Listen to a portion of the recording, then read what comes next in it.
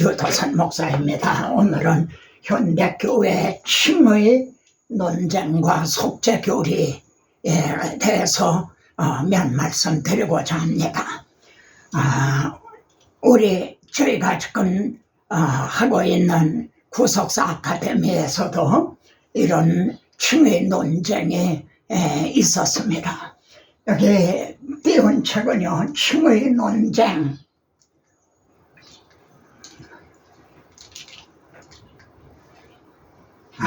그리고 5가지 신학적 관점.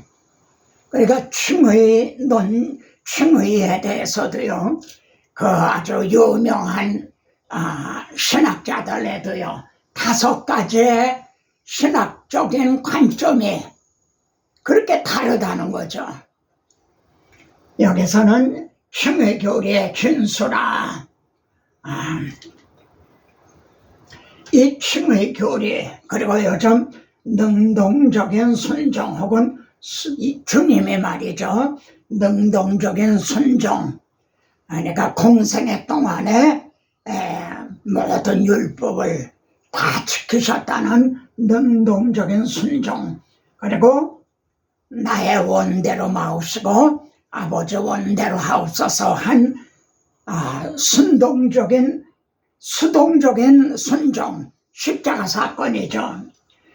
이 문제에 대해서도요, 개혁주의 교단, 자유주의적인 그런 교단이 아니라 개혁주의적인 교단, 그러니까 이제 총신이나 말이죠, 합신이나 고신이나 칼빈 베나 이런 신학자들 간에도요, 견해를 달리하고 있어요. 그래서 서로 논쟁하고 있어요. 예를 들어 총신의 서철원 교수 같은 분은 능동적 순종, 수동적 순종 그런 건 없는 거다. 한마디로 그렇게 말하는가 하면 합신의 이성구 교수 같은 분은 이거는 능동적 순종, 수동적 순종은 나누어서 이걸 전해야 된다. 또 이렇게 주장도 하고 그럽니다. 여러분, 제가 지금 이 PPT를 한 10카트 되는 이것으로 이 논쟁에 대해서 충분하리 많지 설명할 길이 없을 겁니다. 저도 모르는 게 많고요. 저도 잘못하는 것도 있고 그럴 겁니다. 그걸 여러분이 이제 지적을 해주시면요, 저는 겸허한 마음으로 그걸 받아들일 겁니다. 여러분, 칭의 논쟁 이런 책이요, 500페이지 나되는 아주 보름이 두꺼운 그런 책입니다. 그걸 요 짧은 시간에 충분하리 많지 어떻게 말씀을 드릴 수가 있겠습니까? 자, 그러면은 첫째로요, 우리의 구속은 어떻게 돼서 이루어졌는가? 하브루타 방법, 질문 만들기와 토의, 제가 이런 거를 한번 붙여봤습니다. 제가 해답을 여러분에게 제 관점을 말씀드리기보다는 여러분 스스로가 하브루타 방법으로 질문을 해보고 그리고 토의해 보시도록요. 자, 주님은요, 한번 같이 읽어보세요. 인자가 온 것은 성경을 받으려 함이 아니요 도리어 섬기려 하고 자기 목숨을 많은 사람의 대속물로 주려 함이니라. 구약시대에 많은 송아지나 양의 속죄 제물로 드려졌죠. 그건 그림자였다는 거죠. 주님은 그에 대한 실체로 대속 제물이 되기 위해서 오셨다. 그리고 십자가상에서 다 이루었다 그러셨어요. 그때 초동명령 동안이나 막혔던 시장이 열려진 거죠. 그런데 사도 바울은 고린도전서 15장 부활장이죠. 여기에서요, 그리스도께서 다시 살아나신 일이 없으면 이렇게 십자가상에서 다 이루었다 하셨다 해도 만일 다시 살아나신 일이 없다면 어떻게 되는가? 너의 믿음도 헛되고 너희가 여전히 죄 가운데 있을 것이요. 이렇게 말씀하고 있단 말이에요. 그러면은 질문과 토의를 해보세요. 여러분, 이 하브루타 방법은 둘이 만나서 말이죠. 서로 질문을 만들어가지고 그래가지고 큰 머리가 깨질 정도로 막 토의하는 거거든요. A하고 B하고 B가 큰 토의를 해요. 그래서는 A가 옳으냐 B가 옳으냐 그게 아니라 A도 아니고 B도 아닌 C라고 하는 더 진보된 더 깊이 들어간 그걸 이루는 거예요. 이게 하브루타 방법이거든요. 그래서 그 작은 이스라엘에 말이죠. 노벨상을 수상한 분들이 제일 많이 배출이 되고 그랬다 그러죠. 자, 질문과 토의를 한번 해보세요. 우리의 구속은 십자가로 완결이 된 것인가? 부활로 완성이 된 것인가? 다시 살아나신 일이 없으면 여전히 죄 가운데 있을 것이요. 그렇죠? 그러니까 부활로 완성이 된 것인가? 십자가로 완결이 된 것인가? 세 번째는요. 그러면은 십자가가 없다면 또 반대로 부활이 없다면 어떻게 될 것인가? 여러분들이 자문자답을 한번 해보시기 바랍니다. 자, 두 번째 주제는요. 우리의 칭의, 하나님의 우리를 의롭다고 여겨주심. 역시 하브루타 방법으로 질문을 만들고 한번 토의해보고 그래 보세요. 자, 그리스도 예수 안에 있는 성령으로 말미암아 하나님의 은혜로 값없이 의롭다 하심을 얻은 자 되었다. 성령으로 말미암아 의롭다 하심을 얻은 자 되었다. 이렇게 증언합니다. 그런데 같은 로마서에서요. 예수는 우리가 범죄한 것 때문에 내줌이 되고 내줬다는 것은 십자가를 지시게 됐다는 거죠. 십자가죠. 그런데 우리를 의롭다고 하시기 위하여 살아나셨나니라. 이것도 부활인 거죠. 부활을 우리를 의롭다를 하기 위하여 살아나셨나니라. 그러면은 여러분 스스로 질문하고 토의를 해보세요.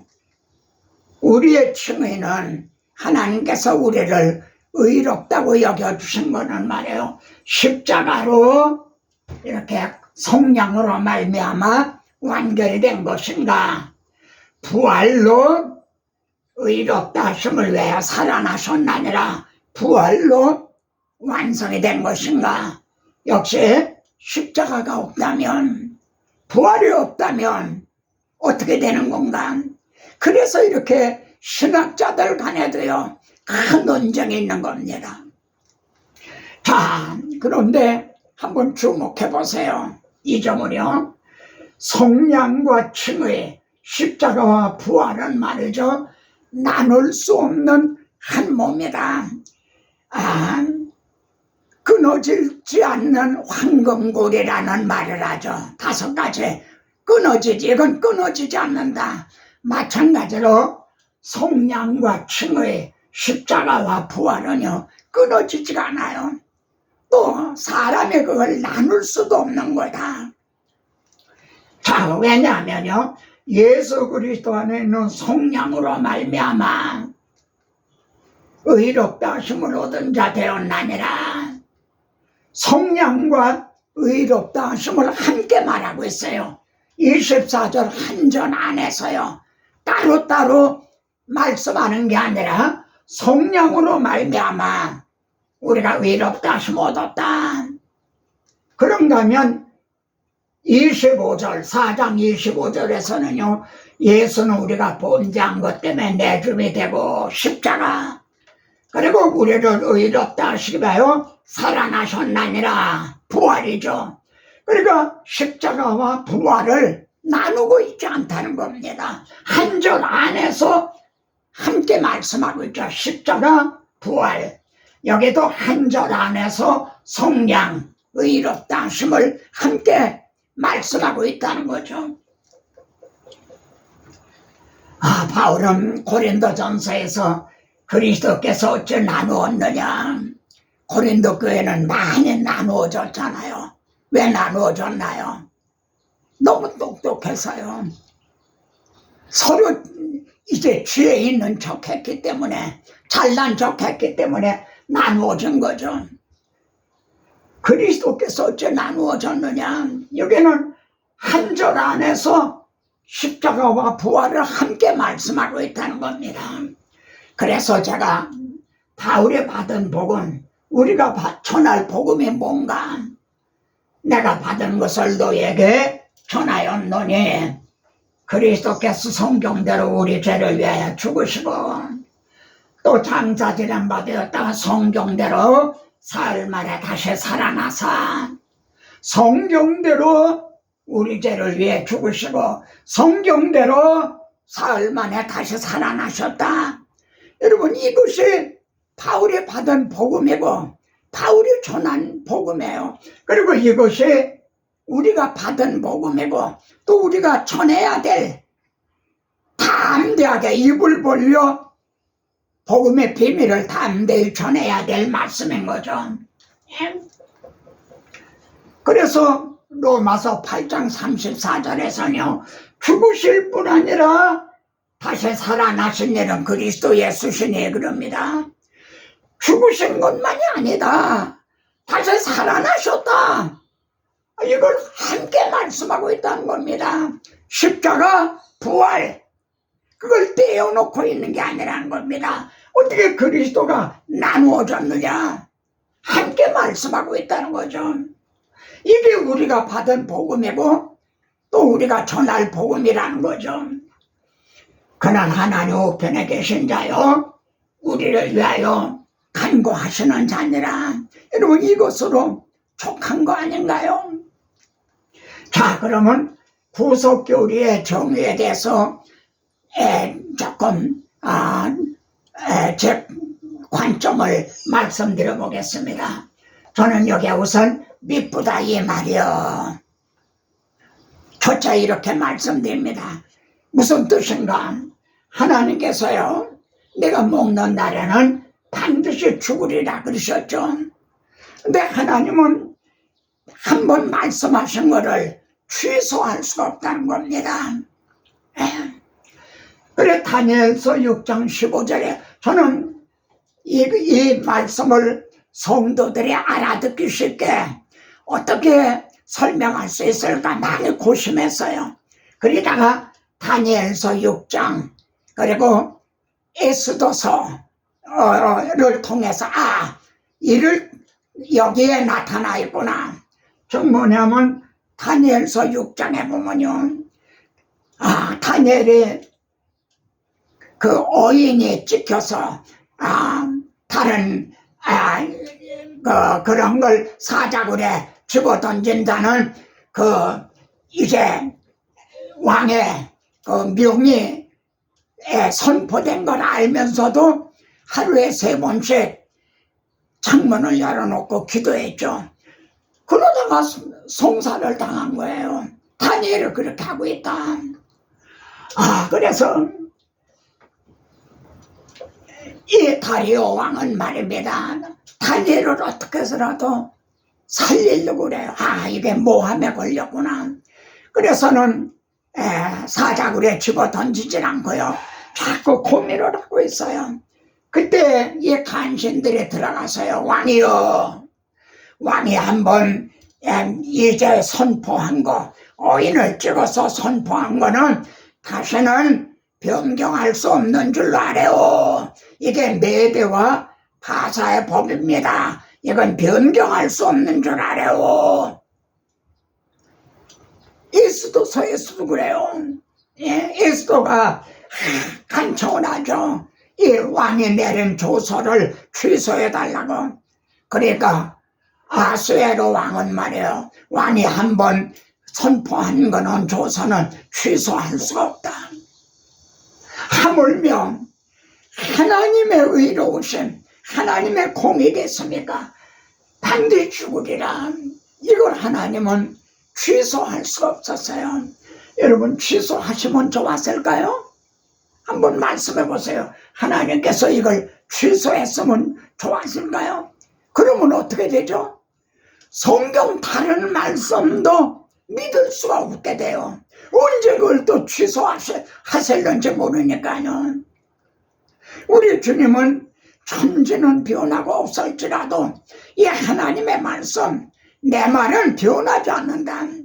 그래서 성경은 미쁘다 이 말이에요. 예. 하나님은 변경하실 수 없어요. 만일 변경하셨다면 다른 성경도 믿을 수가 없게 되는 거예요. 언제 변경하실는지 모르니까. 그런데 하나님은요, 로마서에서 길이 참으시는 중에 전해지은 자를 간과하심으로 여기에서 다리오 왕이 고민하듯이요, 하나님께서도 길이 참으시면서, 예, 이 참으시면서 나는 말은 말죠. 이 헬라어가 아노게라는 말인데 무거운 걸 들고 이렇게 참고 있는 그런 모습이라고 그래요. 구약시대 모든 죄를 이제 들고 참고 계셨다는 거예요. 그랬더니 사탄이 말입니다. 하나님 앞에서 발라 참소했다는 거예요. 하나님, 먹으면 반드시 죽으리라 하지 않았습니까? 그럼 말씀하신 대로 이제 심판을 하셔야죠. 왜? 한 입 가지고 두 말을 합니까? 반나 참소했다는 거예요. 하나님의 길이 참으시는 중에 전해지은 죄를 간과하심으로 보고도 못 보신 척 했다는 거죠. 그러니까 사탄은 계속 참소했다는 거예요. 그래 하나님이 어떻게 하셨나요? 이 예수를 하나님의 그의 피로 말미암는 화목제물로 세우셨다. 이게 그의 피는 죽음을 의미하죠. 그러니까 자기 아들을 하나님의 대신 죽음에 내주셨다는 거예요. 반드시 죽으리라. 우리가 반드시 죽어야 되는데 하나님은 우리 대신 자기 아들을 대신 죽음에 내주셨다는 거예요. 곧 이때에 자기 아들을 십자가에 대속제물로 내어주실 때 자기의 의로우심을 나타내서 누구에게 나타내셨어요? 우리에게 나타내셔야 될 걸 자기 아들에게 나타내셨다는 거죠. 왜 그렇게 하셨나요? 자기도 의로우시며 또한 예수 믿는 자를 의롭다 하심이라. 그래서 이렇게 하셨다는 거죠. 율법의 요구가 이루어지게 함이라. 로마서 8장 4절인가요? 그래서 반드시 죽으리라 한 것을 요구가 이루어지게 했어요. 그래서 밤낮 참소하던 사탄은요 쫓겨났죠. 계시록의 12장에 보면 쫓겨났죠. 왜요? 참소할 거리가 없으니까요. 하나님의 율법대로 반드시 죽으리라 한 대로 자기 아들을 대신 내주셨잖아요. 아마 깡으로 쳤을 거예요. 하나님이 이렇게 하실 줄을 이걸 상상이나 했겠습니까? 이게 그리스도의 비밀, 복음의 비밀이었던 거예요. 그러니까 이 구속교리는 말이죠. 이 대속교리는 공의의 심판이 있다는 증거인 거죠. 또 만일 공의의 심판, 최후 심판이 없다면 자기 아들을 우리 대신 십자가에 내주셨겠나요? 그냥 용서하신다든가 그렇겠지. 그러니까 구속교리는 하나님의 공의와 그리고 최고 심판과 결부가 돼요. 그리고 이 말씀을 받는 우리로 하여금 믿보다 이 말이요, 정말 성경 하나님의 말씀은 폐하려지지 않는구나, 믿을 만한 말씀이구나, 이런 확신을 갖게 되는 거죠. 자, 다음에 칭의 교리에 대해서요. 모든 사람이 죄를 범하였음에 하나님의 영광에 이르지 못하더니, 그런데 의롭다함을 얻으면, 이 의를 받기만 하면 하나님의 영광에 이르게 된다는 거죠. 하나님 앞에서 추방당했던 자들이 하나님께로 돌아갈 수가 있게 된다는 거죠. 이게 칭의 교리인 거죠. 그 사람을 쫓아내시고 아담 하와를 쫓아내셨어요. 왜요? 그들은 하나님은 의로우신데 그들은 불의한 자가 돼서요.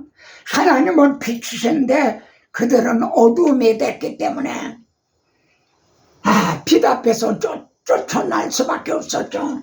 근데 불과 4절 뒤에서요, 아벨과 그의 제물을 받아주셨어요. 쫓아내시고 하고는 반대되는 거 아니에요? 받아주셨어요. 아니, 어떻게 받아주시는 게 가능한가? 아벨은 추방당한 상태에서 태어났잖아요. 근데 어떻게 받아주시는가? 이 점을 복음이 밝게 드러난 신약성경에서는요, 아벨이 의로운 자라는 증거를 얻었다는 거예요. 양의 첫 새끼를 드림으로 하나님의 그 피를 보시고 아벨을 의롭다고 여겨주셨다는 거죠. 그래서 받아주신 게 가능해진 거예요. 그러니까 칭의 교리는 우리를 받아주시는 게 가능해지도록 한 거. 하나님이 어떻게 해주셨어요? 죄를 알지도 못하신 자기 아들, 이걸 흔히 능동적 순종이라고 그러죠. 죄를 알지도 못하신 이를 우리를 대신하여 죄를 삼으신 것은 그에게 우리의 모든 죄를 담당시키셨다는 거죠. 왜 이렇게 해주셨나요? 우리로 하나님의 의의가 되게 하려 함이라. 하나님이 주님의 그 흘리신 피를 통해 우리를 보호해주심으로 의롭다고 여겨주시는, 그래서 이렇게 해주셨다는 거예요. 너희는 하나님과 화목하라. 하나님도 의로우시고 우리도 예수 그리스도를 믿고 의롭다함을 얻고 하나님도 의로우시고 우리도 의롭다함을 얻고, 그러니까 이제는 하나님하고 화목하게 되었다는 거죠. 그러니까 이 칭의 교리는요, 하나님의 공의와 결부가 되는 받아주신 하나님과의 관계성이 회복이 된다는 그것과 결부가 되는 거죠. 자, 다시 바울이 받은 복음, 바울이 전한 복음, 우리가 받은 복음, 우리가 전할 복음을 다시 한번 상기시키려고 합니다. 오늘 현대교회는요, 뭐 능동적 순종이니 수동적 순종이니 뭐 칭의 교리의 5대 관점, 여러분 이게 문제가 아니에요. 이걸 몰라서가 아니에요. 복음이 지금 라오디게아처럼 복음이 사라졌다는 거예요. 바울이 받은 복음, 전한 복음, 내가 받은 것을 먼저 너에게 전하였느니 성경대로 내가 너희와 함께 있을 때 모세율법과 선지서와 시편에 나를 가르쳐 기록된 것이 다 이루어져야 하리라 하지 않았느냐? 그대로 다 이루어졌지 않느냐?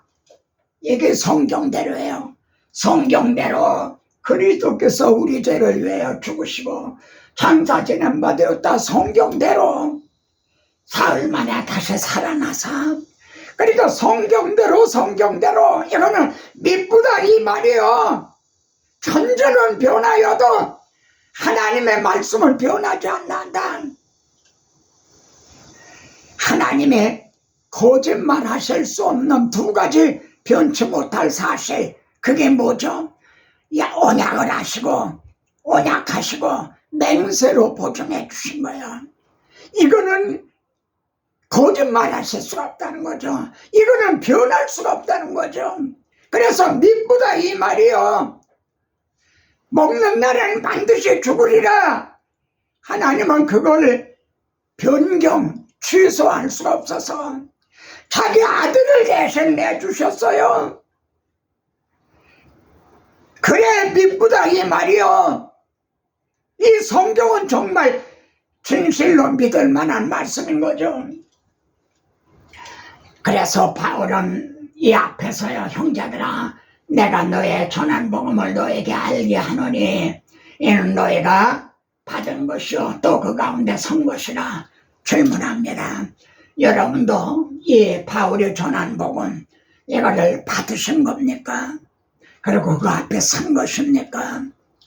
우리 구속사 아카데미 회원 여러분, 여러분도 바울이 전한 복음, 그리스도께서 성경대로 그리스도께서 우리의 죄를 위하여 죽으시고 장사 지낸 바 되었다 성경대로 다시 살아나셨다는 이 복음을 받으셨습니까?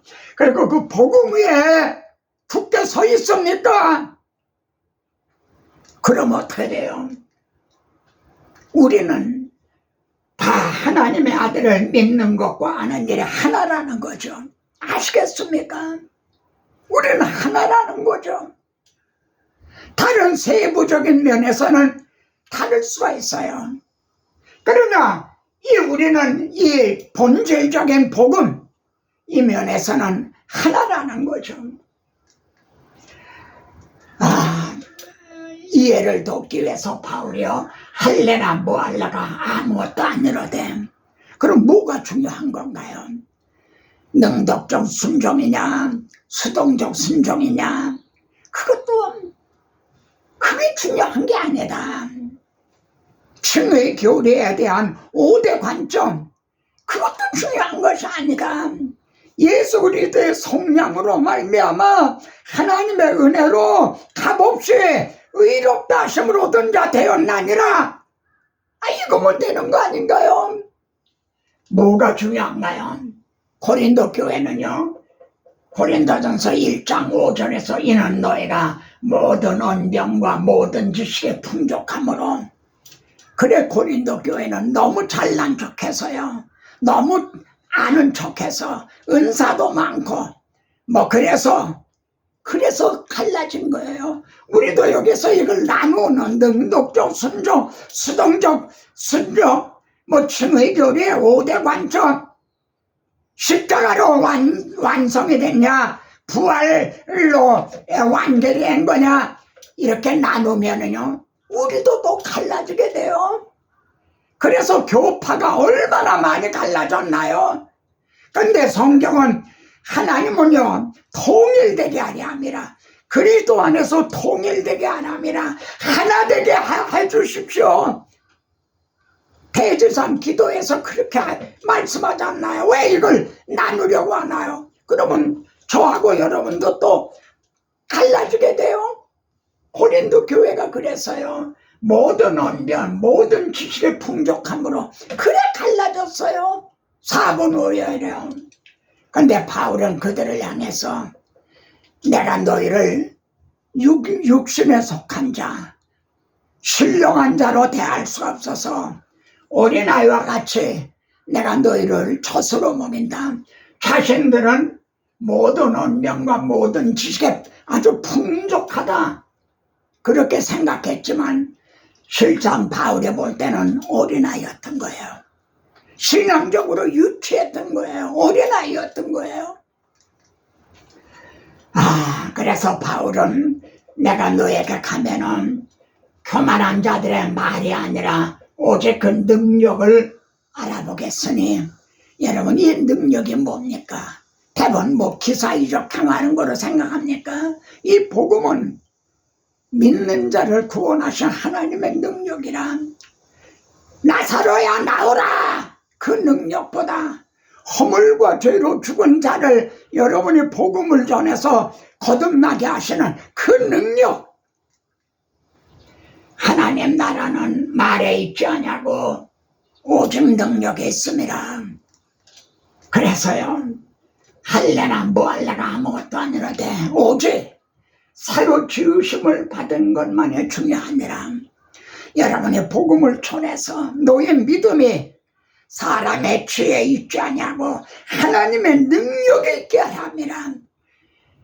그래서 비가 오고 바람이 불고 창수가 나도 무너지지 않는, 뿌리가 박히고 터가 굳어진 이것만이 중요하니라. 그럼 우리 구속사 아카데미가 강조하는 바가 뭡니까? 우리에게 주어진 성경, 하나님의 구원 계획은요, 일관성, 통일성, 전진성이 있다는 거죠. 창세기 역을 출발한 구속, 하나님의 구원 열차가 종착역, 계수록을 향해서 달려간다. 근데 오늘날의 설교는요, 이걸 끊어진 말씀으로 보고 있다는 거죠. 근데 여기에는 일관성, 통일성, 전진성이 있어요. 이것을 다음번에 이 점을 말씀드리려고 합니다.